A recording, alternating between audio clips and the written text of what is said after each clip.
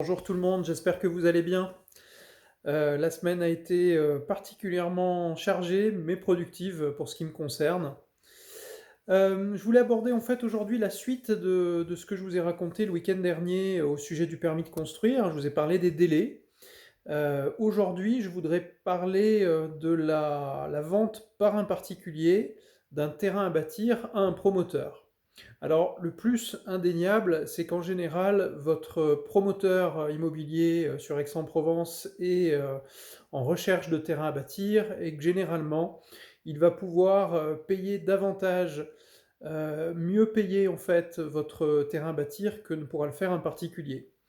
Il va vendre un paquet d'appartements sans doute avec votre terrain à bâtir, peut-être même qu'il achète plusieurs terrains à bâtir au même endroit. Donc soit il peut vous payer en argent, soit il peut même vous payer parfois en appartement. C'est ce qu'on appelle une dation en paiement. Pourquoi pas? Donc première chose à savoir, le prix, en général, vous vous en sortez mieux. Par contre, vous êtes concerné effectivement par les délais que je vous ai racontés le week-end dernier. Donc c'est une vente longue. Il ne faut pas espérer vendre à un promoteur, avoir plus d'argent sur la table et signer en 3 mois. C'est pas possible parce que le promoteur, lui, va vouloir s'assurer forcément de la constructibilité pour son programme immobilier sur votre terrain à bâtir et il va devoir faire de nombreuses vérifications.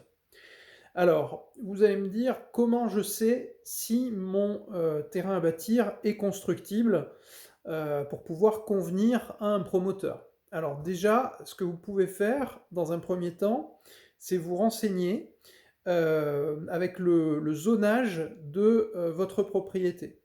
Ce zonage, on le trouve dans quel document? Alors sur Aix-en-Provence, on le trouve dans le plan local d'urbanisme, le PLU d'Aix-en-Provence. C'est un document qui inclut des planches graphiques. Sur ces planches graphiques, vous allez pouvoir repérer votre propriété et le zonage dont elle dépend. Maintenant, il faut savoir que le zonage du PLU, c'est pas pour autant la garantie de la constructibilité.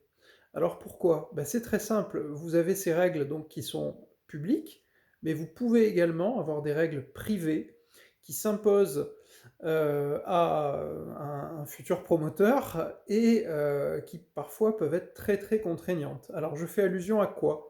Je fais allusion à tous les terrains à bâtir et toutes les propriétés qui dépendent notamment d'un lotissement. Dans ce lotissement, on a des règles qui se périment, mais on a des règles qui ne se périment pas. Celle qui ne se périme pas, c'est celle du cahier des charges. Le cahier des charges gère toutes les règles entre les colotis qui sont d'ordre privé. Mais dans ces règles-là, vous pouvez avoir des limites de hauteur de construction qui peuvent empêcher un programme collectif d'émerger. Vous pouvez avoir également des limites de construction empêchant certaines distances, ou imposant, je veux dire, certaines distances par rapport aux limites séparatives de votre terrain. Bref, tout un tas de restrictions qui peuvent faire machine arrière à un promoteur. Donc c'est très important quand vous espérez vendre à un promoteur immobilier, d'avoir fait votre petite enquête en amont sur ces points-là. Alors bien évidemment, votre notaire peut se renseigner, mais également votre négociateur en immobilier qui est diplômé notaire, moi-même. Voilà. N'hésitez pas à me contacter pour ça. J'ai déjà vendu des terrains à bâtir sur Aix-en-Provence. J'en suis pas à mon premier coup d'essai. Donc voilà, vous avez mes coordonnées toujours qui accompagnent ce poste. Je suis joignable. Je vous dis à bientôt et une excellente semaine et un bon week-end. Salut!